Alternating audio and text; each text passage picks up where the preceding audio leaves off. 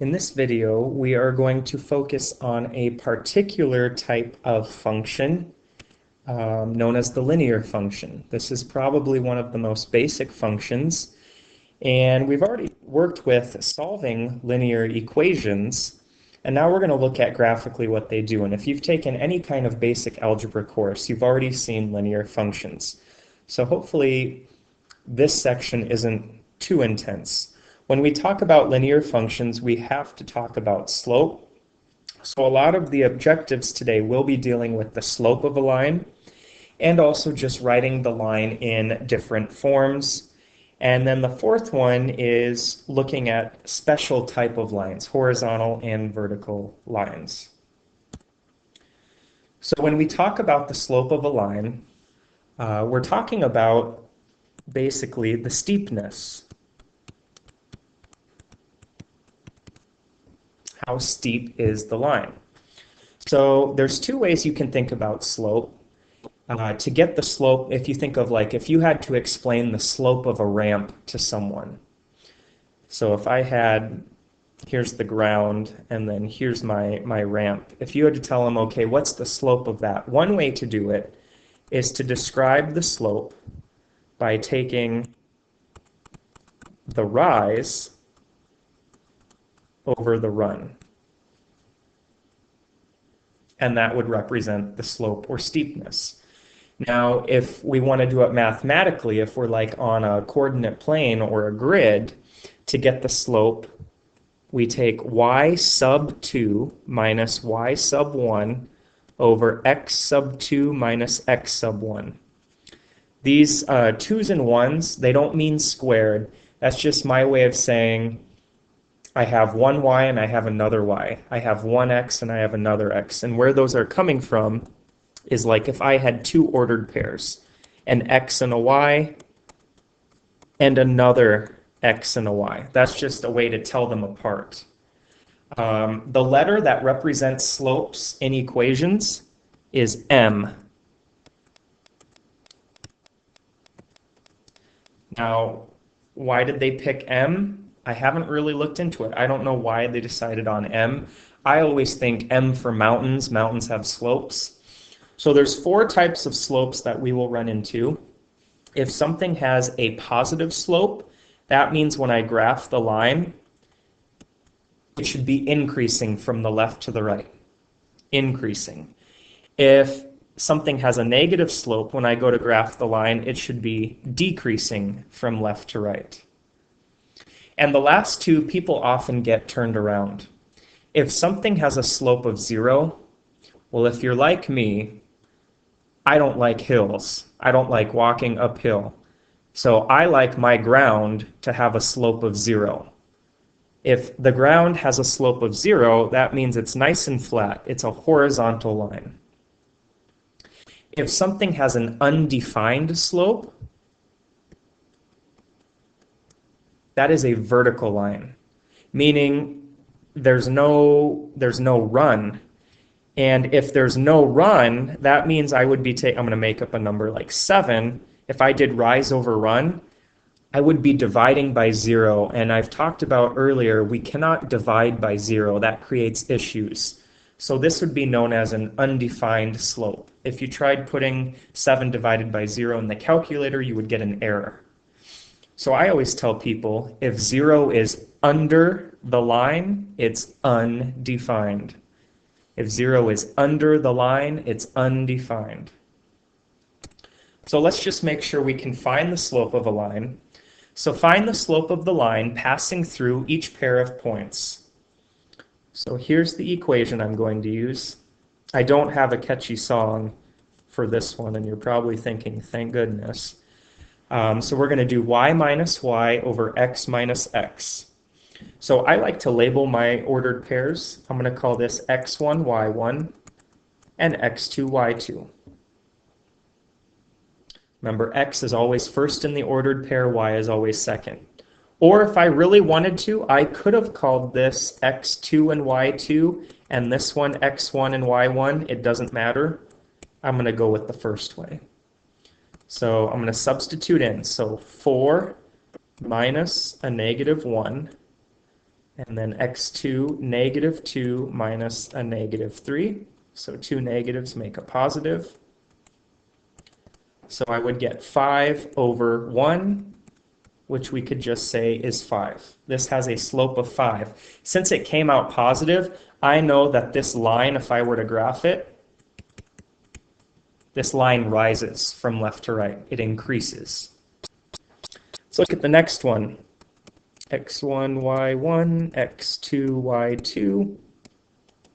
So if I substitute in negative 2 minus 4, 2 minus negative 3, two negatives make a positive. So negative 6/5 is my slope, does not simplify. So since this slope is negative, I know my line falls if I were to graph it from left to right. All right, so if we actually want to write the equation of a line, one form that we can write the equation of the line in is called point-slope form. They got real creative with this name, I tell you what, because the name is a giveaway of the two things you need in order to write this equation. You need the point and you need the slope. If you have those two things, you can write the equation. So the equation for point-slope form is y minus y1 equals m times x minus x sub 1. Don't let this equation intimidate you. All these things stand for, m is the slope, and the x1, y1 is going to be my point, the coordinates of the point that they give me. So write an equation in point-slope form for a line with a slope of 4, and this line is passing through the point negative 1, 3. They give me everything I need. They told me my slope, so m is 4, and they gave me my point, so I know my x1 and my y1. So let's substitute in. So y minus my y1 is 3, m is 4, and then x minus and x1 is negative 1. So instead of a minus negative, I'm just going to say plus. So there is my equation. This is the equation in point-slope form. We write a lot of equations of lines in calculus, and we are big fans of point-slope form because it's very easy to work with. You literally substitute your values in and it's done. But this question does ask for something else. It says, then solve the equation for y. So if I want to get y alone, what I would probably do first is distribute the 4. So 4 times x and 4 times 1. And then one more step to get y alone, I'd have to add 3. So I would get 4x plus 7. So there is the equation with y being alone. And you might say, okay, why did we get y alone? I will tell you in just a moment why it might also be helpful to have y alone. Okay, let's look at this one. Write an equation in point-slope form for the line passing through the points 4, negative 3 and negative 2, 6. So what makes this one different than the last one is we are missing our slope. So this is going to be a two-stepper. What we have to do first is we have to find our slope. I can't use point-slope form if I don't have the slope. That's one of the two things I need. So I'm going to find the slope, and remember my slope formula is y minus y over x minus x. We're basically doing our rise over our run. I'm going to call this x1, y1 and x2, y2. So 6 minus a negative 3, negative 2 minus 4. It's going to become plus. So 9 over negative 6, but that fraction can be simplified, and I want it simplified. Biggest number that goes into both 9 and 6 is 3. So negative 3 halves is my slope. Now we're going to write the equation. So I have my slope, I have m. Now the question is, which point do you use to write the equation? It does not matter. So if I use the first ordered pair, here's point-slope form. So if I substitute in, I'd have y minus negative 3. So I'm just going to write that as plus. And then my slope, negative 3 halves. And then x minus 4. That's one form I would accept. Or you could have used the other ordered pair. So it would have looked like this. Y minus 6 equals negative 3 halves, x minus negative 2, so I'll write it as plus. Either of these would be an acceptable answer. I don't care which point you use, but you have to use the slope of negative 3 halves. It says, then solve the equation for y. And you might say, well, wait, if we used different ordered pairs, won't we get different answers out when we solve for y? No, it will simplify to the same exact answer. Let's do the blue one. So if I want to solve for y, I'm going to have to distribute. So negative 3 halves times x would be negative 3 halves x. And negative 3 halves times a negative 4. Oh man. Well, off to the side here. That's like over 1, that 4. I do not need a common denominator when I multiply. I just multiply straight across. So it would turn into positive 12 over 2. But that's just 6. So plus 6. And then the last step would be to subtract 3. So when I get y alone, I get y equals negative 3 halves x plus 3. And I would bet good money if you solved the orange one for y, you would get that answer as well. The math will come out to be the same. Okay, I want to spend the rest of the time graphing lines. And when we graph them, we can use point-slope form, but when you graph, it's a little easier to use slope-intercept form, which looks like this. Y equals mx plus b. And on those past examples, that's why we got y alone. When we got y alone, that is slope-intercept form. We have mx plus b. Same thing on this previous one, mx plus b, when we got y alone. So in this setup, again, real creative with the name here, slope-intercept form, you have the slope, which we know is m, and you have the intercept, which they call b. Why did they choose b? I don't know why they picked that letter. And let's be a little more specific. When I say intercept, it's the y-intercept. It's where we're going to cross the y-axis. So what I tell people when we graph these from slope-intercept form, you're going to begin at the y-intercept. So I think b for begin. That's where we're going to begin. So graph the linear function. Notice they're using function notation, f of x. That's the same thing as y. Don't let that throw you off. So my slope is negative 3 halves, and my y-intercept is 2. So I want to begin on the y-axis at 2. That's my y-intercept. And now I want you to make an additional point so that we can draw in our line. From your y-intercept, we're going to use our slope. We're going to do rise over run. So from my point of 2, I'm going to fall 3, 1, 2, 3, and go right 2. I went down 3 because it was a negative 3, so my rise is down 3, and I went right 2 because my 2 is positive.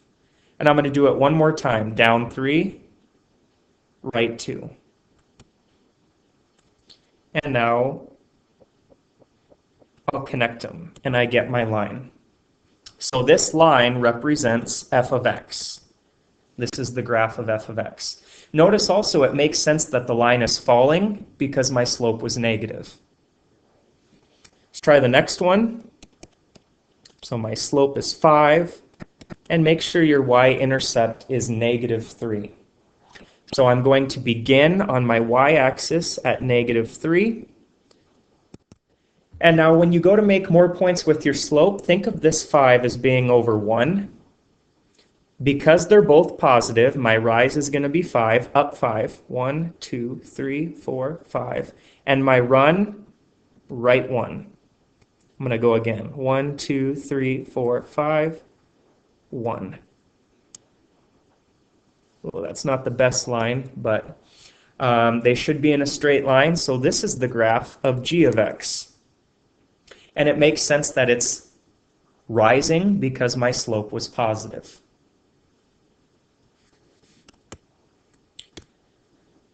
Find the slope and the y-intercept of the line whose equation is 3x plus 2y minus 4 equals 0.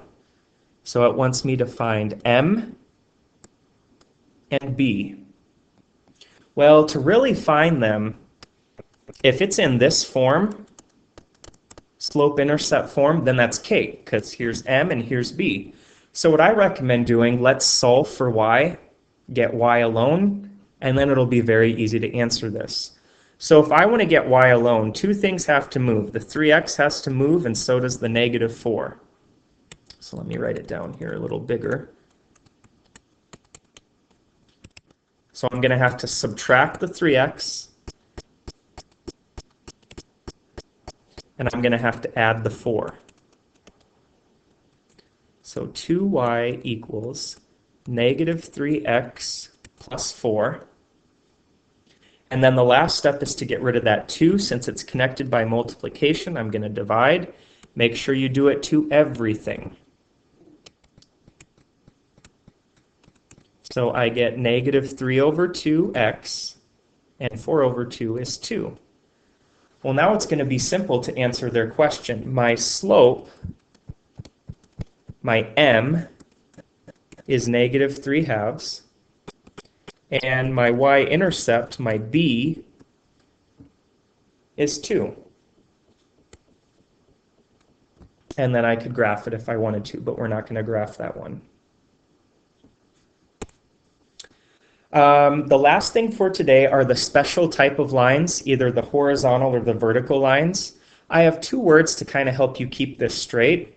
Also, if you ever have twins, these are great names for future children.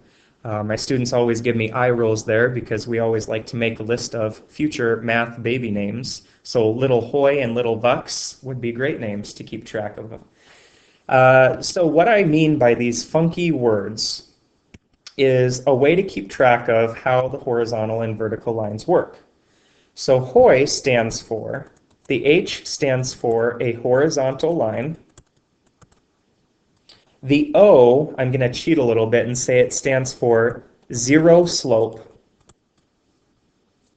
And the Y stands for horizontal lines are always going to be written in the form y equals and then a number. The other word, Vux, V stands for a vertical line. U stands for an undefined slope, like what we talked about earlier. And the X stands for vertical lines are always in the form x equals a number. So I don't know if these 2 words will help. It's just a way to kind of keep track of what goes with what. So if we tie it all together here, graph the linear equations. Y equals negative 4. So is this a horizontal or a vertical line? Well, it's a horizontal line because it's in the form y equals a number, which means it has a slope of 0. So all you have to do to graph this, since it's y equals negative 4, You will go to where y is -4, and you will draw a horizontal line, and it's done. That is the graph of y equals -4, slope of 0. Next one, if it's x equals 2 and I want to graph that line, because it's x equals a number, it's a vertical line. So all I'm going to do to graph it is I'm going to go to where x is 2, and I'm going to make a vertical line. And that has an undefined slope. I would end up dividing by 0, which I can't do. So don't make the horizontal and vertical lines more work than they need to be.